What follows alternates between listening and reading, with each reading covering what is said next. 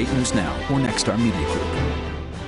We need to close the southern border where the caravans are coming in. Millions of people are coming in is focus number one. Tonight on Politics Now, Republican congressional candidate Sam Peters talks to us about immigration, the economy, and abortion. Plus, you can also expand the court like Roosevelt tried to do during the New Deal. Congresswoman Dina Titus talks to us about some recent Supreme Court decisions and her own political race. What we're looking for is, the impacts of drug policy on individuals. Plus, pot lounges, rules for Nevada, and how the state decides who gets a lounge license. From 8 News Now, this is Politics Now. Thank you for joining us here on Politics Now. I'm John Langler, and we start with the primary election. Republican gubernatorial candidate Joey Gilbert is formally requesting a statewide recount. Gilbert lost the Republican primary to Clark County Sheriff Joe Lombardo by 26,000 votes. Now, Gilbert claims there was fraud, although he's provided no evidence. Gilbert had to pay the $190,000 to pay for the recount. He had to do that up front. He'll only get a refund if he wins, and the recount is already underway. So while for some the primary election remains unsettled, other candidates are focused on November's general election. Tonight we look at the congressional races. In District 4, incumbent Democrat Stephen Horsford faces Republican challenger Sam Peters. Peters ran for that seat back in 2020, and he lost. I sat down with Sam Peters to talk about abortion, immigration, and the economy. Let's talk a little bit about your background. You were a veteran. You have an insurance business here in town. What about your experience qualifies you, or do you think would be good assets to bring to Congress? Yeah, so I did. I spent 20 years in the military. I joined the military right out of high school. I was an enlisted guy for 10 years. I was a law enforcement canine handler, so I did police work with a dog. And then I commissioned. I earned my degrees. I've got a degree in criminal justice, a master's degree in administration. I earned those along the way. I was offered a commission by the Air Force, and I worked as an officer. I led people. I led organizations.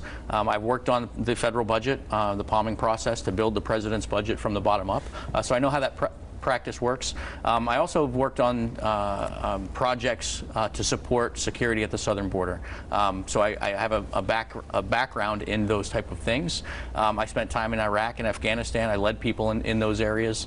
I earned a Bronze Star in Afghanistan as well. When I retired, I started a small business. So I'm a small business owner. I also have small children that are, we're homeschooling at this point. So there's a lot of pieces in my background that fit together, that come together. The U.S. Constitution says law and finance are the responsibility of the U.S. House of Representatives, and that's what I'm running for. The recent decision by the Supreme Court to overturn Roe v. Wade. You're pro-life, anti-abortion, pretty. Go ahead. No, you go ahead. No, the anti-abortion, that's a little stretch. But well, let's clarify. Yeah, we'll talk about that. Yeah. Fair enough. So let's clarify. Are there any circumstances where you believe an abortion is okay? So my abortion stance has been on my website for 3 years. It's sampetersforcongress.com. You can go out and take a look at it. I am a supporter of the Pain Capable Child Protection Act, which goes to a 20-week time frame. So the Democrats have already, in fact, as soon as I won the primary, they came out, labeled me in certain ways, anti-abortion being one of them. There are circumstances where it is appropriate, and the rhetoric now that Sam Peters wants to strip women of their rights to health care is an absolute falsehood, and I'm not going to allow that to pervade. So the reality of it is the Roe versus Wade overturn had zero effect on Nevada law. The Nevada law was put in place in Carson City, and if it's going to change, that's where it's going to change again. One of the aspects of your campaign, you talk about a balanced budget amendment. Yeah. Explain what you would like to try and bring to Congress on that. Yeah, so a balanced budget amendment just simply means that we don't spend more money than we have to spend. We have, or we keep it within a margin of inflation. Right now, a lot of the bills coming out of Congress and the Senate, you're looking at $1 trillion spending bills, and the $1 trillion spending bills are not spending the money where the title of the bill would lead you to believe. And the reality of it is that the U.S. House, again, is responsible for all things law and finance, which includes passing a federal budget, which hasn't been done since 1997. So you could not come to work for 25 years, not do your job, and still have a job. And that's what we're talking about with balanced budgets and making sure. Look, we have a $30 trillion debt. It's not sustainable. It's going up every single year, and every single year we're looking at raising the debt ceiling to allow more debt. That plays into this inflationary environment, and what's $6, $7, $8 gas, that's coming, and it's something that we have to get ahead of quickly. We just saw the tragedy down in near San Antonio this week, a horrible situation, dozens of people that died being brought into the country. You talk about finishing the wall. There's other elements of immigration that you mentioned you would like to tackle. What do you think is the most important thing that you would like to do if you're elected right away? Close the border. Close it. Just close the border. We don't know the people that have... Southern and northern, eastern, all the borders. We need to close the southern border where the caravans are coming in. Millions of people are coming in is focus number one. We have to get a handle on, no question, all of these other borders as you mentioned, because it's all of our ports, our international airports, the northern border becomes can become a problem as well if people are trying to come in illegally, and we shore up one border and people start coming through another. That's obviously a problem. So yes, we've had over 2 million or nearly 2 million illegal immigrants come into the country, people that we know of. There's been a number of that we don't know of, obviously. And, the people that are coming into the country represent over 100 countries from around the world, many of them on the terror watch list. And they're coming through the southern border through Mexico. So one of the things that I would do is, like I mentioned, we need to close the border and we need to finish the wall. Our entire interview with Sam Peters is on 8newsnow.com, including the changes that he would like to see in the military. As you mentioned, he is a veteran. Going forward, Congressman Stephen Horsford does have a big fundraising advantage on Peters, more than $2 million in cash on hand. Peters has a little more than $80,000 right now. From abortion to the environment, Democrats are furious with several recent Supreme Court decisions. Congresswoman Dina Titus is also up for re-election in a newly redrawn Congressional District 1. This week we spoke with her about those rulings and how it affects the campaign. What discussions have you had with your fellow Democrats on Capitol Hill, not only about the decision itself, but maybe a response from the Democratic side? Well, it's difficult to overturn anything the Supreme Court does. That's why this is such a monumentous, terrible decision. It was shocking that you turned back 50 years of constitutional rights, but not surprising given this court. There's a lot of conversation about creating haven states that have some protections for abortion and don't have those trigger laws that will automatically go into effect. There's some talk about allowing abortions on public lands, but I think that's a little more difficult to put in place. We want to be sure that there's funding for birth control in states where people might be going because they can't get an abortion at home.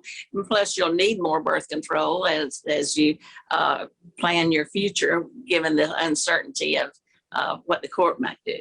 Even if there was an appetite among the Democrats to try and do something legislatively in Washington, I get the sensation it wouldn't go very far anywhere else. So is there anything that can be done? Well, yes, there are some things. We could do away with the filibuster. This will pass out of the House. It's in the Senate that it gets stuck, where it takes 60 votes. That's just a rule. It's not in law. It's not in the Constitution. You could get rid of the filibuster, and then you could move a lot of things like the PRO Act or some gun legislation or Equality Act. So that's one thing you can do. You could also expand the court like Roosevelt tried to do during the New Deal, but that will be more difficult, I believe. Is that something you would support? I would certainly look at it. If you expand the court, then the Democratic president could make some more appointments. It seems to me ridiculous that six people impose their own will and their own beliefs on the whole country when the great majority of people in this country support keeping Roe intact. When you get back to Washington, obviously you're also in the middle of a re-election campaign. How much of an issue will these decisions be when you're on the campaign trail and your fellow Democrats on the campaign trail? They'll be very important. Certainly, they energize the base. Women are very fired up about the abortion decision. Environmentalists care very much about clean air and clean water, as does everybody, but they're the active ones. You know that the gun lobby wants to keep things out of statute, that like my bump stock bill that they didn't include in the Senate bill. But the other side, with the Gabby Gifford's group and the Brady group, they're going to be all fired up. So I think these are energizing issues. And if you look at me and my opponent, or Democrats and some of their crazy Republican opponents, you'll be able to present a real contrast to the voters so they can really make a choice. You can see our full interview with Congresswoman Titus at 8newsnow.com. Like the other Democratic incumbents, Congresswoman Titus has a big fundraising advantage right now. She has nearly $1.3 million in cash on hand. Mark Robertson, her opponent, has about $130,000 right now. One of the Las Vegas men arrested for his role in the January 6th insurrection says he's guilty. 32-year-old Nate DeGrave took a plea deal this week. DeGrave spoke exclusively with our I-Team last year, saying he was innocent, and also said he wants to run for mayor. He faces several years in prison. Meanwhile, the congressional committee investigating the January 6th Capitol Hill riot are still holding their hearings. Next on Politics Now, ballot initiatives moving forward. We'll take a look at the rent control vote on the upcoming ballot and another initiative that would change how elections are run in Nevada. Plus, one step closer to pot lounges, Nevada's first rules and regulations.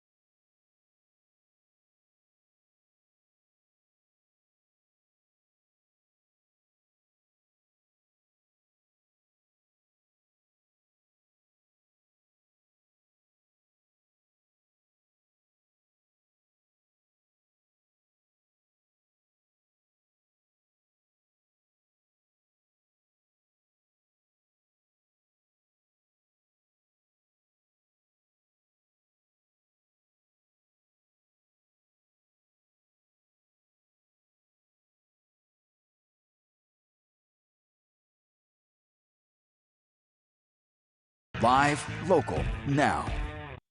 Welcome back to Politics Now. 3 Nevada State Supreme Court decisions are shaping the November ballot. We'll start with what will be on it: open primaries and ranked choice voting. If approved by moving forward, it would allow people to vote for a Republican or a Democrat or anyone else, instead of only having to vote for their registered party. Ranked choice is where candidates give an order of preferred candidates, and the top 5 move on in the ballot box. The other initiatives lost at the Supreme Court and will not be on the ballot. The teachers union was allowed to pull gaming tax and sales tax initiatives off the ballot. That money would have gone to education. Also, a school choice initiative, which would have let students use money allocated for public schools at private schools. That lost. There simply wasn't a way to pay for it, so it essentially was an unfunded mandate. The Culinary Union has turned in the signatures to get a rent control initiative in North Las Vegas on the November ballot. It would prevent any increases for a year and then cap them at the cost of living. Governor Steve Sisolak says if this passes, he would try and bring up rent control during the 2023 legislative session. Meanwhile, the Culinary Union is blaming rising rental prices on corporate greed. Short-term rental corporations, massive investments, and then they corner the market and they're jacking up the rent because they can. The solution is that we got to stop them with neighborhood stability. In a statement, the Nevada State Apartment Association says any initiative to cap rents has never provided sound or effective solutions. The Culinary Union's refusal to meet with the rental housing industry, it continues, will negatively impact North Las Vegas, its residents, and its economic diversification efforts. It has been 5 years since the first recreational marijuana dispensary opened here in Nevada, and now our state's getting closer to having a place for people to legally smoke it. We could see the first pot lounges open by the end of the year. Rules and regulations for them were approved by the Cannabis Compliance Board this week. Joe Mola reports. There isn't a legal place to smoke it. Frank Hawkins owns Nevada Wellness Center. We have a dispensary on the bottom, our consumption lounge is on the top. Tuesday, he learned more about the rules and regulations that are now in place for future lounges, something he has been setting up for in the upstairs of the building. Next will be opening up the consumption lounge. After more than a dozen public workshops, the board voted on finalizing the cannabis lounge regulations and the rules for the application process. Over the next few months, they expect to have informational workshops before the application process opens. And then we'll send a 30-day notice out that'll initiate. So 30-day notice for an open application period. Cannabis Compliance Board Executive Director Tyler Klimas says they expect 40 to 45 applications for lounges attached to retail shops and 20 independent shops, 10 of which will go to social equity applicants. Klimas explained what that means. What we're looking for, the impacts of drug policy on individuals and members of the community. And so we're looking at poverty level. We're looking at any kind of past convictions for cannabis. Just some of the regulations include safety protocols at lounges, training requirements for staff, and location requirements for the lounges. That includes certain distances from locations such as schools and community facilities. Hawkins is now one step closer to getting a lounge open. So the consumption lounges are going to go a long way for making a difference. Joe Moeller, Live Local Now. Next on Politics Now, protection for abortions. The executive orders from Governor Sisolak, which protect abortions for tourists specifically. Plus, policy at the border, the Supreme Court ruling that gets rid of the Remain in Mexico policy, what it means for other immigration laws.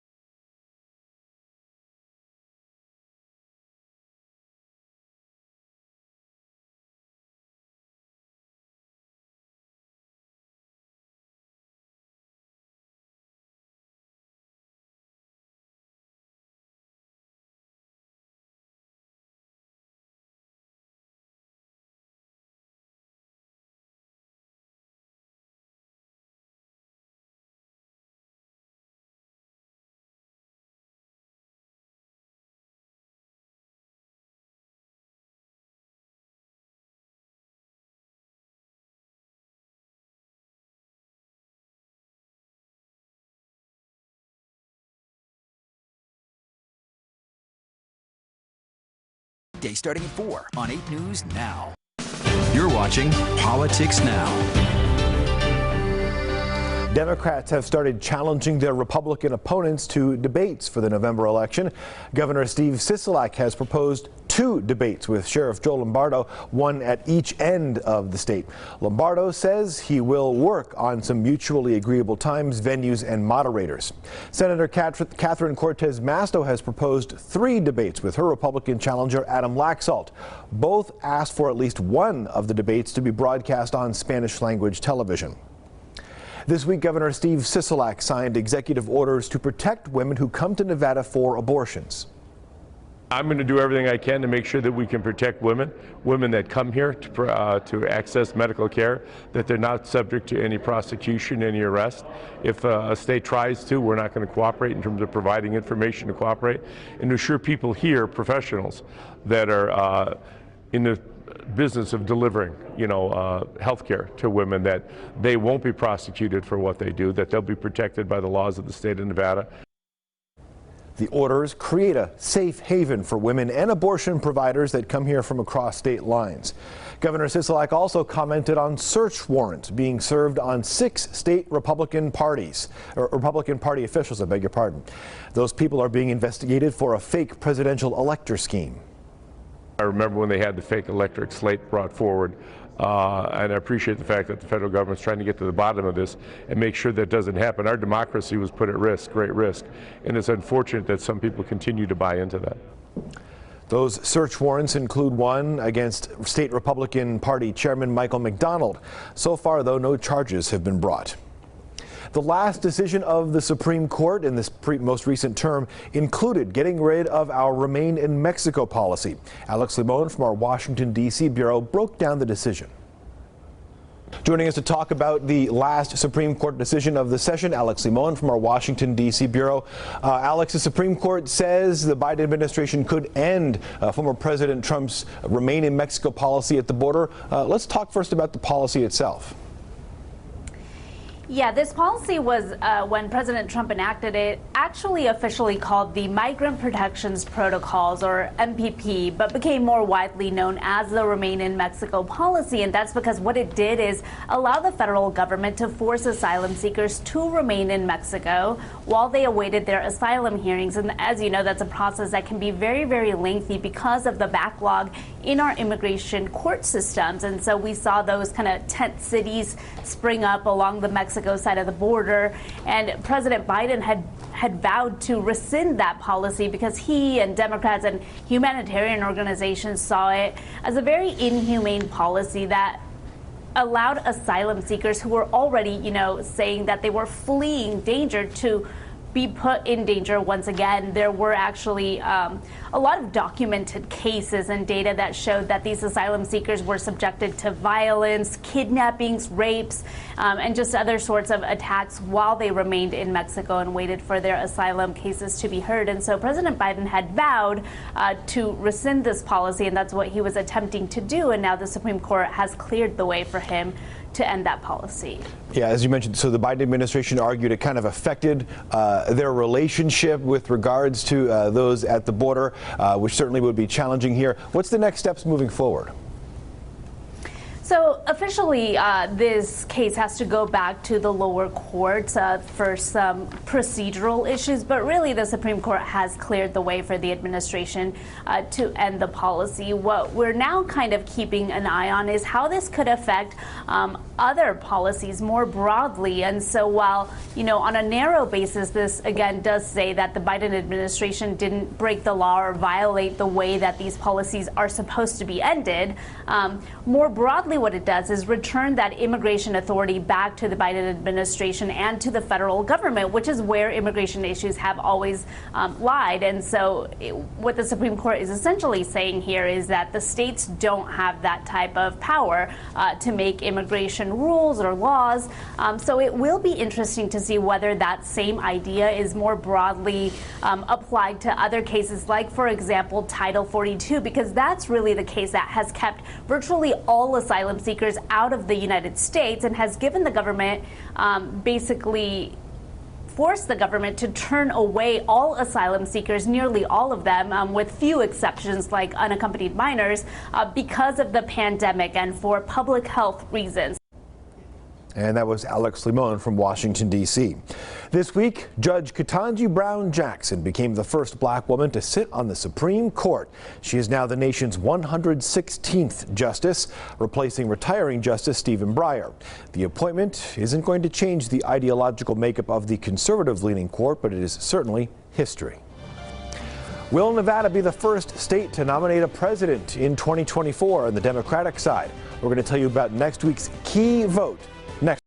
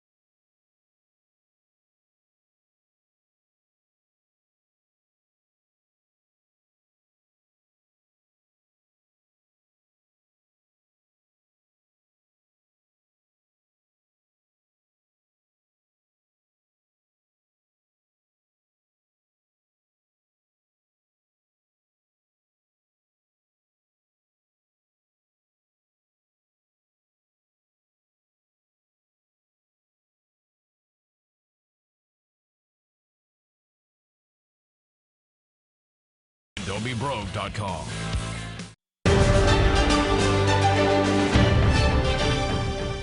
This week in What to Watch, Monday's the 4th of July, and as we celebrate our country's independence, there's plenty of events. Politicians will be out and about. The two biggest events, the Patriotic Parade in Summerlin and Boulder City's Jamboree. Also, next Friday and Saturday, we'll expect the first recommendation on whether Nevada becomes the first state in the 2024 Democratic presidential nominating process. The first committee vote will be this week. A full vote is soon afterwards. Just some things to watch. Thank you for joining us. We will see you next time here on Politics Now. Take care.